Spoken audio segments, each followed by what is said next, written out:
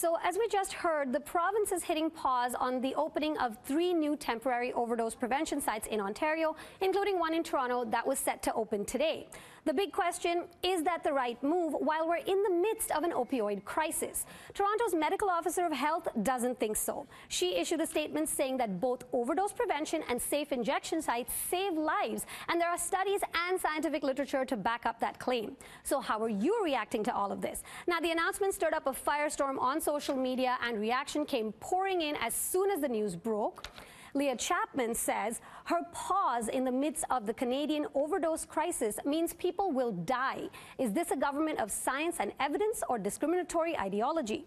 Gillian Lunny agrees, adding, it's like pausing during a forest fire to figure out how to prevent forest fires. On the flip side, some say it's the right move. Mark Allen Whittle says the sooner they're gone, the better. Why waste time enabling users to live in poverty and misery? Renus Bailey weighed in, saying injection sites are bandages. Get long-term mental health help for these people. Now, as I said, we've had a ton of reaction to this story online, both on social media as well as on our website poll. So you can join in the discussion by tweeting at CityNews, visiting our Facebook page, CityNews Toronto, and you can read more about it and participate in our poll on our website, citynews.ca.